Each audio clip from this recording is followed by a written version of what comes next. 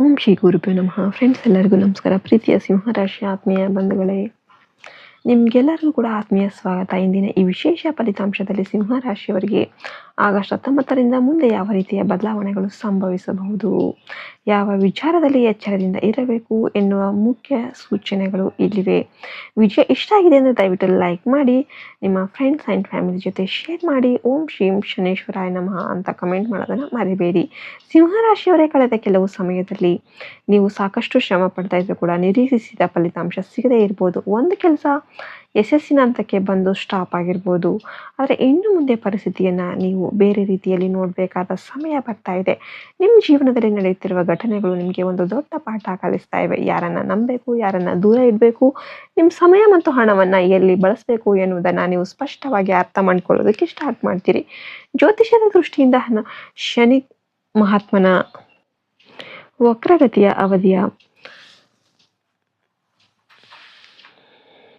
ಟೈಮನ್ನು ಆತ್ಮಾವಲೋಕನ, ಹಳೆಯ ವಿಚಾರಗಳನ್ನು ಮರುಪರಿಶೀಲನೆ ಮತ್ತು ಬಾಕಿ ಉಳಿದಿರುವ ಕೆಲಸಗಳನ್ನು ಪೂರ್ಣಗೊಳಿಸುವ ಸಮಯ ಅಂತ ಪರಿಗಣಿಸುತ್ತೆ.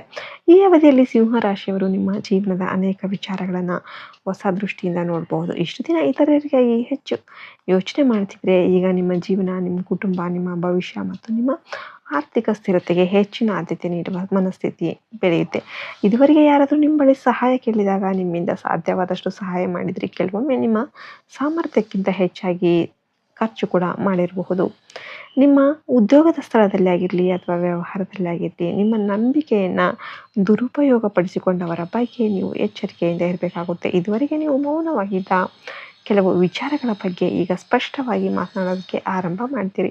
ಸಿಂಹರಾಶಿಯವರು ಸಹಜವಾಗಿಯೇ ಆತ್ಮವಿಶ್ವಾಸವನ್ನು ಹೊಂದಿರುವವರು. ನಿಮ್ಮಲ್ಲಿ ನಾಯಕತ್ವದ ಗುಣ ಇರುತ್ತೆ. ಆದರೆ ಕೆಲವೊಮ್ಮೆ ನಿಮ್ಮ ಒಳ್ಳೆಯ ಮನಸ್ಸನ್ನು ಕೆಲವರು ದುರುಪಯೋಗ ಮಾಡ್ಕೊಂಡಿರ್ಬೋದು.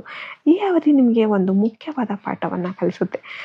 ಒಳ್ಳೆಯವರಾಗಿರೋದು ಬೇರೆ, ಎಲ್ಲರನ್ನು ಕೂಡ ಅತಿಯಾಗಿ ನಂಬೋದು ಬೇರೆ. ಇವೆರಡರ ವ್ಯತ್ಯಾಸವನ್ನು ಚೆನ್ನಾಗಿ ಅರ್ಥ ಮಾಡ್ಕೋಬೇಕು. ನೀವು ಯಾವುದೇ ಒಂದು ನಿರ್ಧಾರವನ್ನು ಕೋಪದಲ್ಲಿ ತೆಗೆದುಕೊಳ್ಬಾರ್ದು. ಮೊದಲು ಪರಿಸ್ಥಿತಿಯನ್ನು ಪರಿಶೀಲನೆ ಮಾಡಿ, ಹಣಕಾಸಿನ ಸ್ಥಿತಿಯನ್ನು ಅರ್ಥ ಮಾಡಿಕೊಂಡು ನಂತರ ಹೆಜ್ಜೆ ಇರೋದು ಉತ್ತಮ. ಇನ್ನು ವ್ಯವಹಾರ ಮಾಡುತ್ತಿರುವ ಸಿಂಹರಾಶಿಯವರು ವಿಶೇಷವಾಗಿ ಪಾಲುದಾರಿಕೆ ವಿಷಯದಲ್ಲಿ ಎಚ್ಚರಿಕೆ ಇರಬೇಕು. ಹಣವನ್ನು ಯಾರ ಹೆಸರಲ್ಲಿ ಹೂಡಿಕೆ ಮಾಡ್ತಿದ್ದೀರಿ, ಒಪ್ಪಂದದಲ್ಲಿ ಏನು ಬರೆಯಲಾಗಿದೆ, ಲಾಭ ನಷ್ಟದ ಹಂಚಿಕೆ ಹೇಗಿದೆ ಎಂಬುದನ್ನು ಸರಿಯಾಗಿ ಪರಿಶೀಲನೆ ಮಾಡಿ.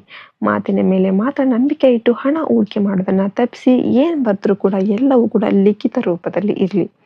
ನಿಮ್ಮ ವಿರುದ್ಧ ಮಾತನಾಡುವವರು ಅಥವಾ ನಿಮ್ಮನ್ನು ಕೆಳಗಿಳಿಯೋದಕ್ಕೆ ಪ್ರಯತ್ನ ಮಾಡ್ತಿರೋರು ಬಹಳ ಜನ ಇದ್ದಾರೆ. ಆದರೆ ಅವರ ಮಾತಿಗೆ ಪ್ರತಿಕ್ರಿಯಿಸುವ ಬದಲು ನಿಮ್ಮ ಕೆಲಸದ ಮೂಲಕ ಉತ್ತರ ನೀಡೋದು ನಿಮಗೆ ಹೆಚ್ಚು ಲಾಭದಾಯಕವಾಗಿರುತ್ತೆ.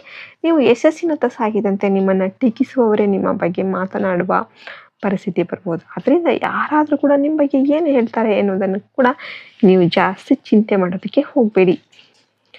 ಸಿಂಹರಾಶಿಯವರೇ, ಮುಂದಿನ ದಿನಗಳಲ್ಲಿ ನಿಮ್ಮ ಕೋಪವನ್ನು ನಿಯಂತ್ರಿಸೋದು ಬಹಳ ಮುಖ್ಯವಾಗಿರುತ್ತೆ. ಸಣ್ಣ ವಿಷಯಕ್ಕೆ ಕೋಪಗೊಳ್ಳೋದು, ತಕ್ಷಣ ಉತ್ತರ ಕೊಡೋದು ಅಥವಾ ಭಾವನೆಯಲ್ಲಿ ನಿರ್ಧಾರ ತೆಗೆದುಕೊಳ್ಳೋದು ನಿಮ್ಮ ಕೆಲಸಕ್ಕೆ ತೊಂದರೆಯನ್ನು ತರಬಹುದು.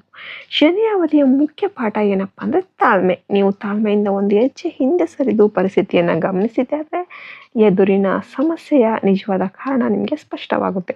ಇನ್ನು ಹಣಕಾಸಿನ ವಿಷಯದಲ್ಲಿ ಕೂಡ ಒಂದು ದೊಡ್ಡ ಬದಲಾವಣೆ ಬೇಕಾಗಿದೆ. ಅನಗತ್ಯ ಖರ್ಚುಗಳನ್ನು ಕಡಿಮೆ ಮಾಡಿ. ನಿಮ್ಮ ಆದಾಯ ಎಷ್ಟಿದೆ, ಖರ್ಚು ಎಷ್ಟು, ಸಾಲ ಎಷ್ಟು, ಪ್ರತಿ ತಿಂಗಳು ಎಷ್ಟು ಉಳಿಸ್ಬೋದು ಅನ್ನೋದನ್ನು ಬರೀರಿ. ಇನ್ನು ಸಾಲದ ಸಮಸ್ಯೆ ಇರುವವರು ವಿಶೇಷವಾಗಿ ಹೊಸ ಸಾಲ ತೆಗೆದುಕೊಳ್ಳುವ ಮೊದಲು 2 ಬಾರಿ ಯೋಚನೆ ಮಾಡಿ. ಹಳೆಯ ಸಾಲ ತೀರಿಸೋದಕ್ಕೆ ಮತ್ತೊಂದು ಅನಗತ್ಯ ಸಾಲ ತೆಗೆದುಕೊಳ್ಳುವ ಮುನ್ನ ನೀವು 1000 ಸಲ ಯೋಚನೆ ಮಾಡಬೇಕಾಗುತ್ತೆ. ಈ ಸಮಯದಲ್ಲಿ ನಿಮ್ಮ ಮನಸ್ಸಲ್ಲಿ ಒಂದು ಹೊಸ ನಿರ್ಧಾರ ಮೂಡುತ್ತೆ. ಇನ್ನು ಮುಂದೆ ನನ್ನ ಸಮಯವನ್ನು ವ್ಯರ್ಥ ಮಾಡೋದಿಲ್ಲ, ನನ್ನ ಹಣವನ್ನು ಅರ್ಥ ಇಲ್ಲದೆ ಖರ್ಚು ಮಾಡೋದಿಲ್ಲ ಮತ್ತು ನನ್ನನ್ನು ಗೌರವಿಸದ ಹಿಂದೆ ಓಡೋದಿಲ್ಲ ಅಂತ.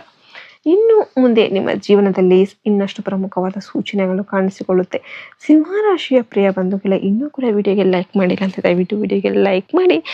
ಜೈ ಶನೇಶ್ವರಾಯ ನಮಃ, ಜೈ ಹನುಮ ಅಂತ ಕಮೆಂಟ್ ಮಾಡೋದನ್ನು ಮರಿಬೇಡಿ.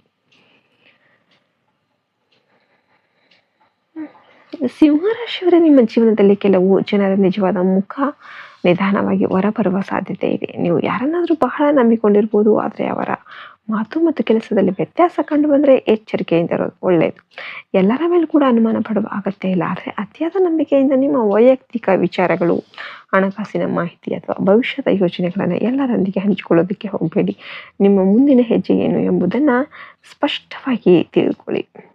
ಇನ್ನು ನಿಮ್ಮ ಕೆಲಸದ ಸ್ಥಳದಲ್ಲಿ ಒಬ್ಬ ವಿಶೇಷ ವ್ಯಕ್ತಿಯ ಆಗಮನ ಆಗುವ ಸಾಧ್ಯತೆ ಕೂಡ ಇರುತ್ತೆ. ಅವರಿಂದ ನೀವು ಎಷ್ಟೋ ಒಳ್ಳೆಯ ವಿಷಯಗಳನ್ನು ತಿಳಿದುಕೊಳ್ಳುತ್ತೀರ. ಯಾವುದೇ ಕಾರಣಕ್ಕೂ ಮೂರನೇ ವ್ಯಕ್ತಿಯ ಮಾತನ್ನು ಕೇಳಿ ನಿಮ್ಮ ಸಂಬಂಧದ ಬಗ್ಗೆ ನಿರ್ಧಾರ ತೆಗೆದುಕೊಳ್ಬೇಡಿ. ಸಂಬಂಧದಲ್ಲಿ ನಂಬಿಕೆ ಮತ್ತು ಸಂಭಾಷಣೆ ಮುಖ್ಯವಾಗಿರುತ್ತೆ. ವಿವಾಹವಾಗದ ಸಿಂಹರಾಶಿಯವರಿಗೆ ಹೊಸ ಪರಿಚಯದ ಒಂದು ಅವಕಾಶ ಕೂಡ ಇರುತ್ತೆ. ಉದ್ಯೋಗದಲ್ಲಿರುವವರಿಗೆ ಮೇಲಾಧಿಕಾರಿಗಳಿಂದ ಹೆಚ್ಚುವರಿ ಜವಾಬ್ದಾರಿ ಕೂಡ ಬರಬಹುದು. ಇದೇ ಜವಾಬ್ದಾರಿ ನಿಮ್ಮ ಸಾಮರ್ಥ್ಯವನ್ನು ತೋರಿಸೋದಕ್ಕೆ ಒಳ್ಳೆ ಅವಕಾಶ ಆಗಬಹುದು.